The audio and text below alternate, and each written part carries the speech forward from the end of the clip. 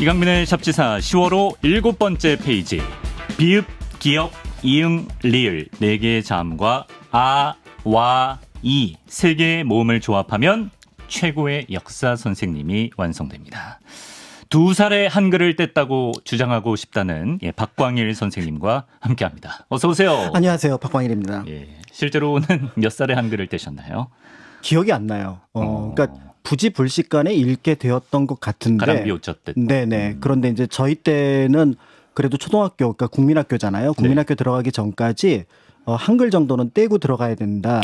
이렇게 해서 달력에다가 기역, 니은 써놓고 각야, 거겨 했던 기억이 납니다. 그래서 초등학교 때 교과서를 받았을 때 읽었던 기억이 나요. 아, 그래요? 네. 저만 해도 초등학교 1학년 때, 떼긴 떼겠다. 그렇죠. 떼긴 네, 그러다가 이제 2, 3학년쯤에 이제 구구단. 이렇게. 요즘 친구들은 1차 방정식 떼고 들어갑니다. 자, 그렇고요. 어제가 10월 9일 한글날이었죠. 그래서 오늘은 한 발 늦은 한글 이야기를 한번 해보려고 합니다. 한글날. 훈민정음 반포를 기념하고 우리 글자 한글의 우수성을 기리기 위한 국경일인데요. 선생님, 한글날은 언제부터 기념하기 시작했습니까? 일제강점기에 이제 여러 가지가 위기에 닥치지만 우리말, 우리 글이 위기에 닥치잖아요. 네. 특히 이제 우리 글인 한글이 위기에 닥치니까 이 날을 좀 기념을 해야겠다라고 생각을 하셨던 것 같아요. 그래서 1926년에 처음으로 이제 한글과 관련된 기념일을 만들었습니다. 그런데 그때만 하더라도 한글이라는 이름이 널리 쓰이진 않았어요. 한글. 그래서 그때는 각야날. 각야날 들어봤다. 네. 그러다가 이제 한 3년 정도 지나서 야, 그거 우리 한글이라는 이름이 있으니까 그럼 이 이름으로 바꾸자라고 해서 한글날로 정하게 되는데 당시는 이제 음력 기준으로 이제 9월 29일을 정했기 때문에 이제 11월 초가 이제 한글날에 어떻게 이제 정해졌던 거라서 11월 초. 네, 지금하고 좀 차이가 있죠. 그러게요. 왜 10월 9일은 그럼 어디서 나온 건가요? 원래 이제 이게 9월 29일을 기념하게 된 계기는 그 세종실록에 보면은 이달에 임금께서 한글을 만드셨다. 요 기록이 나와요. 그러니까 이달이 9월 달이거든요. 그러니까 9월의 맨 마지막 날을 잡아서 요 날을 기준으로 이제 한글이 만들어진 날. 그래서 한글날로 삼자. 요렇게 했었던 거죠. 그런데 1940년에 안동에서 훈민정음 해설서인 해리본이 나오잖아요. 그렇죠, 그렇죠. 그게 이제 해방 이후에 공개가 되는 거죠. 해방 전에는 공개가 안 됐다가 공개가 됐는데 거기에는 조금 더 자세한 날짜인 9월 상순. 그러니까 9월 상순이면은 1일부터 10일까지니까 그렇죠. 9월 상순을 9월 10일로 정해서 그걸 이제 양력으로 삥 돌려 보니까 10월 9일이 됐던 거예요. 10월 9일. 그래서 더 정확한 거네. 네, 그래서 지금 우리는 이제 10월 9일. 그러니까 1446년 9월 상순에 만들어진 그 한글을 기념하는 기념일을 가지게 된 겁니다. 그렇군요. 저가 뭐 한 고등학교 졸업할 때까지만 해도 한글날이 공휴일은 아니었거든요. 근데 뭐 다 졸업하고 나니까 저는 학교 다닐 때 당연히 공휴일이었거든요. 공휴일이었다고요? 네. 그런데 갑자기 이렇게 일상을 살다 보니까 한글날이 빠진 거예요. 이럴 순 없다. 우리 민족의 자랑인데 제 염원이 닿아서. 그러니까 원래는 공휴일이었다가 한 90년대부터 한 2013년까지는 공휴일이 아니었다가 다시 재지정이 됐어요. 그래서 저와 같은 많은 사람들이 한글을 사랑하는 분들이 염원을 이렇게 정부에다가 보냈더니 그랬더니 2013년부터는 다시 공휴일로 지정이 되어서 올해도 톡톡히 그 역할을 하지 않을까 이 생각을 합니다. 그런데 이제 한글이란 말이 널리 퍼져 있지 않았다고 하셨는데 한글을 세종대왕이 그 말을 쓰신 게 아니죠? 훈민정음. 그렇죠. 한글은 아니죠. 백성을 가르치는 바른 소리가 이제 훈민정음의 이제 뜻이라고 볼 수가 있고, 그러고 사실은 이 글자는 어떤 의미에서 보면은 이름이 없어도 돼요. 이름이 없어도 된다. 예를 들어서 옛날 사람들이 우리가 집을 가리켜서 집 이렇게 얘기를 했잖아요. 그런데 서양 집들이 막 들어오는 거예요. 그럼 이 집을 따로 구분을 해서 양옥, 한옥. 그렇죠. 한옥이라는 개념은 상대적인 개념으로 등장을 하는 거죠. 그렇죠. 그러니까 우리 말 그다음에 우리 글이니까 이거를 만약에 당시 한문을 많이 썼던 시기로 하다면 국어와 국문이 됩니다. 그렇죠. 그래서 국어 국문으로 쓰면 전혀 문제가 없어요. 그런데 문제는 1910년대 국문이 일본어입니다. 일어가 되니까. 그러니까 이게 사람마다 너 국문 알아? 그러면은 너 한글을 얘기를 하는 거야, 그러니까 훈민정음을 얘기를 하는 거야, 일본어를 얘기를 하는 거야. 이게 이제 헷갈리는 거고, 예. 조선 총독부의 방침은 국어 국문은 일본어와 일본 글자인 히라가나 가타카나가 되는 거니까, 네. 그러면 우리 글자의 이름이 필요하겠다. 주시경 선생이. 그래서 주시경 선생님께서. 크고 넓고 바르다. 예. 한자를 써서 한글. 그래서 이 한글만은 유일하게 우리가 뭐 한복, 한식, 한옥 할 때는 한자로 쓰는 대한민국의 한자지만 네. 얘는 한글로 된 한자가 쓸 수 없는 한자입니다. 그 나라 이름 한자가 아니에요. 그렇죠. 얘는 한자로 못 씁니다. 한글은. 예. 그렇게 해서 그 이름이 정해졌는데 어려운 시기에 어떻게 보면 부득이하게 만들어진 이름일 수도 있겠지만 네네. 지나고 보면은 네. 지금 이제 우리가 외국인들한테 네. 우리의 글자가 뭐냐라고 얘기할 때 코리안 알파벳 너무 없어 보이잖아요. 그렇죠. 그런데 한글. 다 고유어니까. 그렇죠. 예. 그러면서 오히려 또 그 가치가 네. 조금은 높아지지 않았었나 이런 생각이 듭니다. 잘 지었어요, 이름. 네. 주시경 선생 얘기 나온 김에 더 해보겠습니다. 근데 한글 연구에서 정말 빼놓을 수 없는 분이 주시경 선생님인데 그러면 주시경 선생 전까지는 한글 연구가 어떤 식으로 이루어졌나요? 한글 연구가 사실은 그냥 쓰는 글자였죠. 네. 어떤 의미에서 보면은 굳이 문법이라든지 굳이 어떻게 보면은 그 표준어라든지 이런 거를 정하지 않고 소리 나는 대로 그대로 쓰는 방식이었습니다. 네. 그게 이제 조선 시대의 한글이 가지고 있는 특징이었는데 네. 이제 문제는 그러다 보니까 문법이 네. 조금씩 달라지기도 하고 궁중에 쓰는 한글과 민간에 쓰는 한글이 조금씩 달라지고 또 이두로 쓰는 한글이 또 조금 달라지는 부분들이 있으니 네. 이거를 이제 통일할 필요를 느꼈던 거고요. 예. 이 통일이 이제 외국에서 들어온 어떤 언어를 봤을 때 네. 우리 제일 먼저 뭐 배우냐면 예를 들어 발음도 배우지만 문법 배우잖아요. 문법 배우죠. 주시경 선생이 네. 영어 공부를 했어요. 처음에 배제학당에서. 예. 영문법을 보는데 네. 아니 그럼 국문법도 필요하지 않을까? 라고 하는 그 참에 또 이제 훌륭한 네. 언어학자를 만나게 되는 거죠. 그렇습니까? 호머 헐버트. 호머 박사를 헐버트? 배제학당에서 만납니다. 그러니까 당시 독립신문을 발간을 하는데 네. 그 독립신문을 발간하던 인쇄소가 네. 산문출판사라고 하는 인쇄소거든요. 예. 이게 배제학당에 있는 인쇄소예요. 근데 주시경 선생이 배제학당에 다니고 있었고 산문출판사에서 일을 하고 있었거든요. 네. 그러니까 이 두 분이 여기서 만나서 예. 자연스럽게 한글에 대해서 그 외부의 시점으로 네. 굉장히 탁월하고 정리가 필요할 것 같다라는 헐버트 박사와 와. 그다음에 내국인의 시점으로 네. 또 정리가 필요할 것 같다라고 했던 두 사람이 만났던 겁니다. 만나서 그러면서 한글 연구의 근대 어떻게 보면은 현대로 이루어지는 중요한 토대를 물길이 만들어졌던 거죠. 아, 그렇군요. 사실 주시경 선생에 대해서는 우리가 그 많이 알고 있지만 헐버트 미국인 분인데 우리 한글을 위해서 그렇게 연구에 매진하셨다는 게 좀 신기하기도 하고요. 그렇습니다. 무려 최초로 한글 교과서를 쓴 분도 이 헐버트 박사라고. 네, 삼위필지 그러니까 이제 유경공원에 처음에 이제 영어 선생님으로 오셨거든요. 네네. 근데 이제 한편으로는 한국인들한테 영어를 가르쳐야 되니까 네. 현지 언어를 좀 배워야 되잖아요. 그렇죠. 네, 그래서 이제 한국어를 배워야 되는데 한국어를 배우려면 한글을 먼저 배워야 되니까 그렇죠. 한글을 배웠는데 네. 놀라운 일이 벌어진 거예요. 자기한테. 왜요? 나흘 만에, 네. 4일 만에 네. 한글을 다 읽을 수 있게 된 거예요. 한글의 과학성. 내가 천재인가? 사실은 이제 헐버트 박사는 굉장히 언어적인 감각이 뛰어났던 뛰어났겠죠. 인물이지만 예. 4일 만에 배운 거예요. 깜짝 놀랍니다. 예. 이런 과학적인 글자가 있어? 네. 그리고 딱 봤는데 3일 뒤에 또 놀라운 사실을 발견한 뭐죠? 거예요. 일주일 뒤에 뭐죠? 한국인들이 한글에 대해서 별로 관심이 없는 거예요. 아, 그래요? 그러니까 이 두 가지 괴리를 네. 하나로 어떻게 보면 연결해야겠다라는 예. 생각 속에서 네. 한글 연구를 시작하게 되고요. 헐버트 박사가. 네. 그러면서 그렇다면은 제일 중요한 건 쓰여야 되니까. 그렇죠. 근데 지금 교과서들이 전부 다 한문으로 되어 있어요. 예. 그럼 이거 한글로 바꾸는 것으로 시작을 하자라고 하면서 삼인필지라고 하는 그러니까 세계 지리, 세계 역사에 해당하는 그 책을 교과서로 최초로 만들어 냈습니다. 네, 교과서군요. 3인필지가. 네. 그러니까 본인이 직접 써봤을 때 너무 쉽고 과학적이고 배우기가 좋은데 그렇죠. 이제 우리 그 한국 사람들이 모르고 있으니까 3인필지 서문에 이런 글을 남기셨답니다. 안타깝도다. 조선 사람들은 한글이 이렇게 훌륭한 줄도 모르고 도대체 왜 오히려 한글을 업신여기는가. 그리고 또 뭐 중국 문자에 비해 뒤지지가 않는데 관심이 없어서 슬프다. 이렇게 뭐 통탄하셨다고 하네요. 그렇죠. 예. 그래서 이제 당시 그 여러 기고를 통해서 그런 글도 썼었어요. 중국, 일본이 지금 굉장히 발전한 나라처럼 보이지만 네. 조금 더 발전을 하려면 한글을 갖다가 쓰면 어떨까? 훨씬 좋을 걸? 그렇지. 라고 제안을 하기도 했었고요. 네.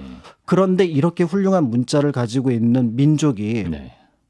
이렇게 지금 억압되어 있다면 이건 문제가 있는 거 아니냐. 그렇죠. 그렇다면은 이 민족의 그 숨어 있는 그 본질을 내가 한번 찾아보겠다. 이게 사실은 나중에 홀버트 박사가 독립운동에 매진하는 여러 이유가 있는데 네. 그 중에 하나가 바로 한국의 독립운동을 이 한글하고 연결해서 네. 그래서 이제 민족 문화하고 연결해서 봤던 부분들도 있었습니다. 예. 자, 그렇게 헐버트 박사와 주시경 선생이 의기투합을 해서 이제 한글 연구 또 문법을 좀 이렇게 잘 정리하는데 이제 네. 매진을 하게 됐는데 띄어쓰기, 마침표, 쉼표 이런 그러니까 이때 네. 이제 독립신문에서 네. 이거 이제 처음 쓰는데 네. 여태까지 한글들이 편지가 조선시대 편지글 보면은 네. 띄어쓰기가 없어요. 띄어쓰기가 없지 옛날 거. 네, 그래서 이제 뭐 정조임금이 썼다거나 공조 옹주가 썼던 편지글 보면은 네. 어디서 띄어 읽지?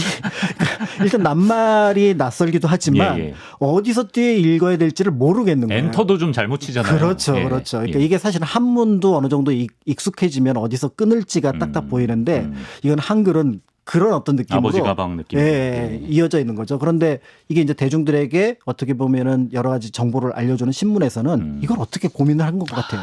그러니까 지금 연구자에 따라 좀 다르긴 하지만 예. 어쨌든 최초로 헐버트 박사가 제안을 해서 독립신문에 이 띄어쓰기가 처음 들어간 걸로 보여지고요. 예. 그러면서 우리 한글이 이제 어떻게 보면 독해력이 훨씬 더 그치. 해독할 수 있는 예. 방법이 높아졌다라고 볼 수 있습니다. 마침표, 쉼표도 있대. 그렇죠. 그렇죠. 가독성이나 뭐 읽는 속도 자체가 달라지죠. 달라지죠. 예. 그러니까 띄어쓰기 하나가 들어가는 순간 사실은 이제 우리는 이제 거기에 붙는 뭐 이렇게 뭐 할지 말지 이런 어떤 것들 때문에 고민하지만 예. 기본적으로 띄어쓰기 90%는 네. 우리가 문법 신경 안 쓰고 굉장히 편하게 읽을 수 있도록 만들어 놓은 그렇지. 거잖아요. 그러니까 이런 걸 제가 보기에는 띄어쓰기로 시험 보지 마시고요. 왜냐하면 이거는 이렇게 띄어쓰는 게 조금 더 할 만하다 이런 네, 거. 예. 가독성이 있다 이렇게 체크를 해주셔야지 예. 이거를 틀렸다 말았다 이렇게 해서 스트레스 안 주셨으면 좋겠어요. 우리 초등학교 이제 선생님분들. 예, 예. 이걸 가르치는데 도움이 되기는 하겠지만 예. 근데 내가 띄어쓰기를 잘못해서 난 한글이 싫어 어려워라고 그치, 느끼게 그건 맞아요. 될까봐 예. 이게 걱정인데 원래 처음은 네. 읽기 편하고 뜻 파악하기 좋게. 그렇죠, 그렇죠. 예, 통하면 됩니다. 자, 한글 사전 이야기를 이번에 해보겠습니다. 근데 한글 연구의 아버지 주시경 선생께서 국어 사전 말모이 편찬을 시작하셨다고요. 그렇죠. 이제 결국 문법이 어느 정도 정리가 되었다라고 판단하면 사실 이제 그 작업은 1930년대 초에 어느 정도 완성이 되는데요. 네. 그것과 더불어서 이제 그러면 다른 나라 볼 때 우리가 제일 먼저 외국어 공부할 때 필요한 게 사전이잖아요. 사전이죠. 예. 한국어 사전이 없는 거죠. 그러니까 이게 필요하지 않을까라고 생각을 해서 네. 모아보자. 그래서 그걸 뭐라고 하지? 그러니까 사전, 딕셔너리 이런 걸 뭐라고 하지? 하다가 보니까 말을 네. 모으는 거예요. 그치. 이게 이거 말도 좋아, 근데. 참 이뻐요. 이뻐요. 진짜 이뻐요. 그래서 낱말을 예. 모아서 네. 말모이, 그러니까 명사형으로 쓴 거잖아요. 네. 이렇게 이제 이름을 붙였는데 사실은 요거는 이제 미완성인 채로 이제 끝이 나게 되고 그래요. 네, 어떤 의미에서 보면은 이제 그 주시경 선생님이 좀 일찍 돌아가시게 되면서 37살. 네, 그 역할은 제자들에게 이어지게 되고요. 예. 제자들은 그러면은 우리 공식적으로 네. 학회를 만들자. 어. 네, 그래서 그 학회를 통해 가지고 네. 어떻게 보면은 선생님이 하려고 했던 문법, 그 다음에 사전 네. 이런 작업들을 하자라고 해서 당시는 이제 조선어였으니까 네. 조선어에 이제 조선어가 들어가 있고 글이 들어가 있잖아요. 네네. 그러니까 더불어서 이거를 학회로 만들자 해서 조선어 학회. 조선어학회. 그래서 이제 뭐 최연배 선생이나 이국노 선생이나 이런 분들이 중심이 되어서 네. 이제 한글을 연구하는 모임을 만들게 되고요. 네. 여기서 이제 조선말 큰사전, 우리말 큰사전이 이제 기획이 네. 되게 됩니다. 그렇군요. 이제 한글날을 처음 지정했던 곳도 바로 조선어 학회입니다. 근데 이 사전을 원래 있던 거를 다듬는 것도 아니고 새로 편찬하려고 하면 애초에 뭐 자료 수집하는 것부터 엄청난 일이었을 것 같은데. 사실은 이제 자료 수집보다 어려운 일 두 가지가 먼저 선점돼서 해결이 돼야 되거든요. 뭐죠? 첫 번째는 표준어입니다. 표준어를 일단 정해야죠. 네, 왜냐하면은 표준어를 정해야 그 표준어를 가지고 방언들을 정리할 수가 있어요. 그렇지. 네, 그래서 우리는 고추장이라 그러는데 네. 어디는 고초장이라 그러고 어디는 네. 추장이라 그러고 어디는 초장이라 그러고 어디는 뭐 장이라 그런다. 그렇지. 이거를 고추장 표제어가 있어야 고초장 검색하면 고추장의 어디 방언 이렇게 할 수가 있는 거잖아요. 그렇죠, 예. 그렇죠. 그러니까 이 표준어를 잡아야 되는데 싸우는 거예요. 경상도 분들하고 전라도 분들하고. 우리가 표준이다. 우리가 표준이다. 이게 어떻게 피곤해. 부추냐. 예. 이건 정구지다. 단어 하나하나 가지고. 아유, 예. 그런데 이제 여기서 당시 학회원들 대부분이 네. 경기도 서울 분들이에요. 어드밴티지가 있네요. 그럼요. 그래서 예. 경기도 서울에 그러니까 요즘은 뭐 교양까지 하지만 교양 빼더라도 그냥 경기도 서울 말로 표준어를 하자라고 하면서 경기도 서울 말을 중심으로 표준어를 먼저 정하는 작업을 합니다. 그럼 이제 그것과 관련된 방언들을 쭉 찾아내서 네. 지금도 이제 뭐 저기 각 지역에서 오신 분들은 이게 무슨 말도 안 되는 얘기냐라고 하지만 웃어 넘길 수 있게 된 배경은 그게 이제 표준어가 잡혔던 부분이 하나가 있고요. 네네.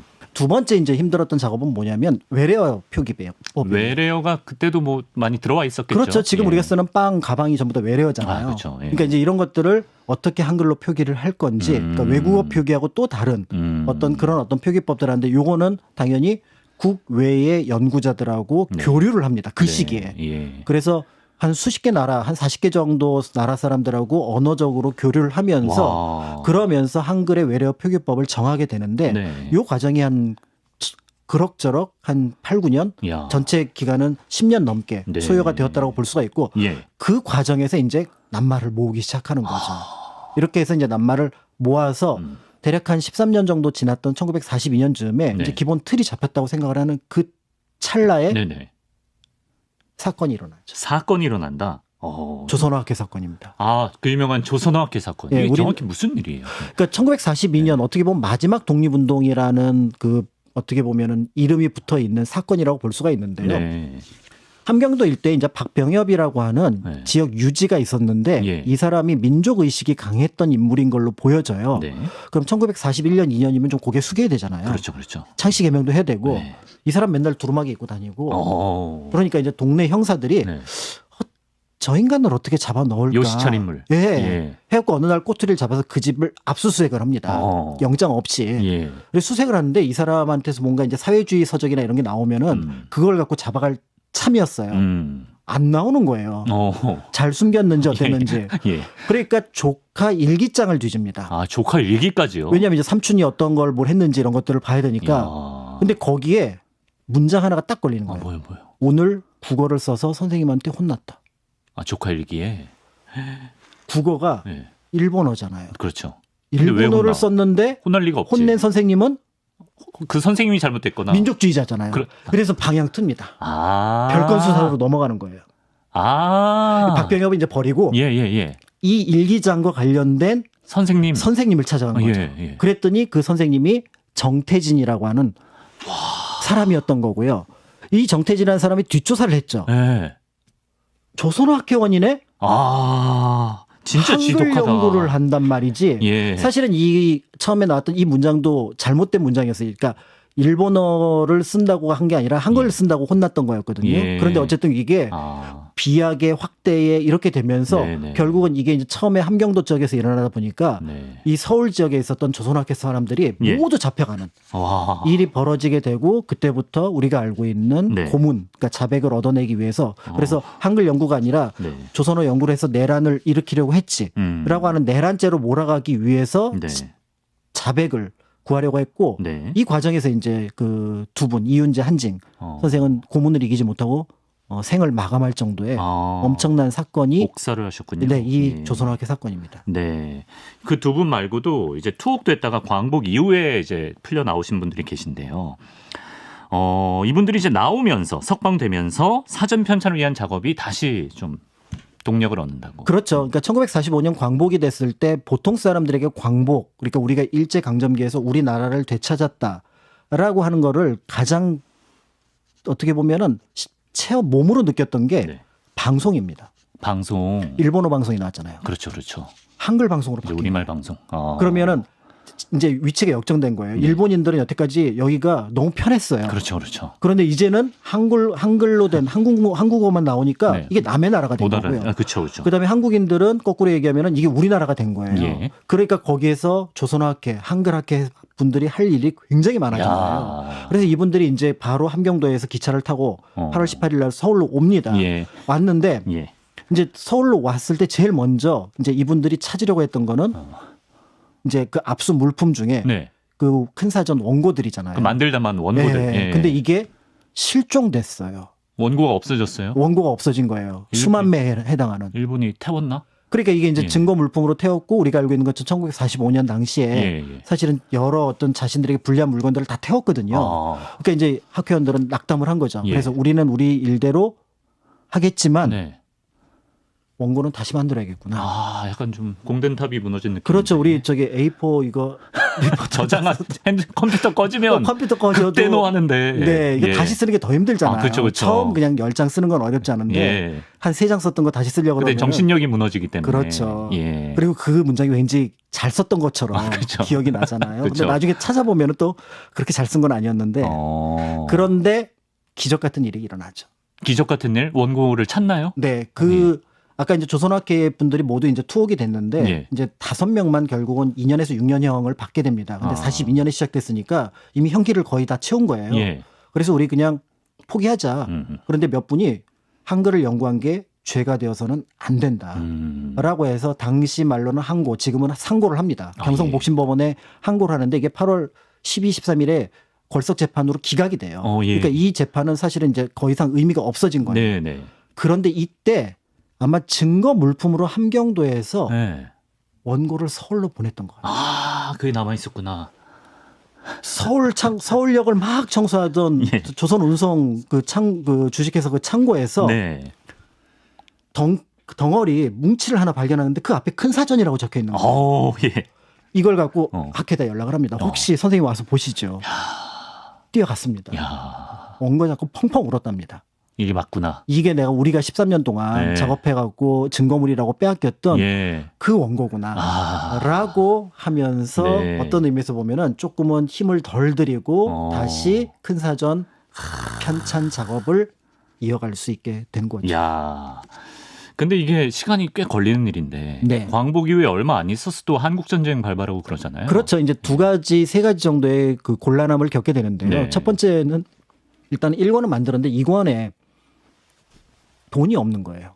편찬할 때 쓸 돈이? 편찬 비용이. 그래서 이걸 출판사가 되지 않으면은 근데 출판사가 그거를 팔리지도 않을 책인데 그거를 만드는 게 어렵잖아요. 그런데 마침 그때 미 군정화에 들어와 있던 앤더슨이라고 하는 대위가 가만히 보더니 이런 좋은 그거는 제가 어떻게 알아보겠습니다. 출판해야죠. 라고 해갖고 미국에 재단 파운데이션 하나를 잡아요. 앤더슨 이분이? 록펠러 재단을 잡습니다. 자동차왕이요? 서규왕. 서규왕 록펠러. 포드. 철강왕. 카네기. 록펠러는 서규왕입니까? 알겠고요. 그래서 이제 록펠러 재단에서 이제 그 비용을 대면서 2권부터는 그래서 거기 그 초판 큰 사전 보면은 이 사전은 록펠러 재단의 지원으로 만들어졌다라는 게 나오게 되고요. 대단하다. 앞에서 말씀하셨던 한국 전쟁을 겪으면서 또 3년 동안 멈추게 되고 또 이제 한글 간소화 파동이라고 하는 정치적인 문제를 한 번 더 겪으면서 그러면서 결국은 이제 우리가 알고 있는 큰 사전이 완성이 되게 되는 거죠. 그렇군요. 그리고 한국 전쟁 때 이제 서울이 잠깐 함락됐을 때 그때 조선학회가 위치한 을지로의 건물이 다 불에 타버렸다고 하네요. 그렇습니다. 그래서 이제 그때 이제 원고들은 다 피신을 시켰고요. 한번 당한 적이 있어서. 그래서 그 원고가 모두 이제 끝나서 어떻게 보면 전 6권의 큰 사전 나온 게 1957년 10월 9일. 한글날이네. 한글날입니다. 그래서 이 10월 9일은 한글날이기도 하지만 우리말 큰 사전이 편찬된 완성된 날이기도 하죠. 일부러 약간 좀 맞췄겠죠. 맞춘 감이 있겠죠. 야, 10월 9일이 생각했던 것보다 훨씬 의미 깊은 날이었네요. 그렇습니다. 그래서 쉬신 분들도 많이 계시면서 그렇게 하겠지만 사실은 또 많은 분들이 한글을 다시 한번은 떠올릴 수 있지 않았을까 이런 생각을 하실 것 같은데요. 이제 많은 분들이 한글은 익히기 쉽다는 점에서 민주주의하고도 연결되어 있는 글자다 이런 표현을 쓰기도 합니다.